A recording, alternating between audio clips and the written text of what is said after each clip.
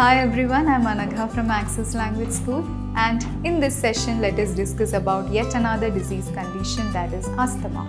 Now asthma is a disease condition in which the airways become narrow and swell with the amount of extra mucus, or it gets filled with extra mucus. This causes severe respiratory diseases like shortness of breath and also feeling a kind of a whistling or wheezing sound while breathing, all these kinds of things. It cannot be cured properly, but its symptoms can be controlled. Now let us talk about some of its symptoms. Some of the symptoms of asthma is feeling shortness of breath, chest pain or chest tightening while you breathe. And also, whenever you breathe, you happen to hear a wheezing or a whistling sound.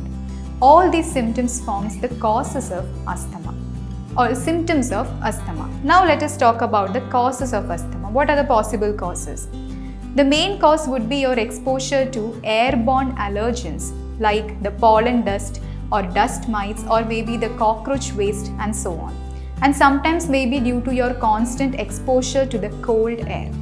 Or else excess amount of stress and emotion can also create asthma. Fourth one is gastroesophageal reflux disease. This is when the stomach acid gets refluxed back into your throat.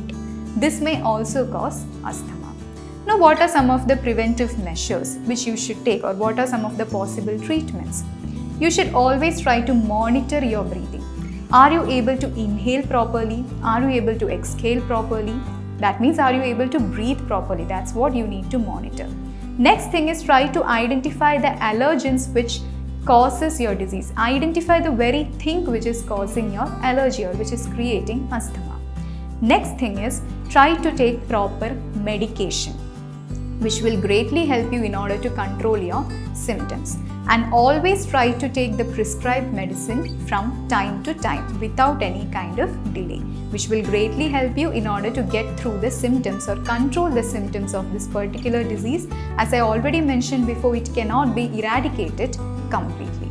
So these were some of the major points you need to keep in your mind next time you receive a case study regarding this medical condition.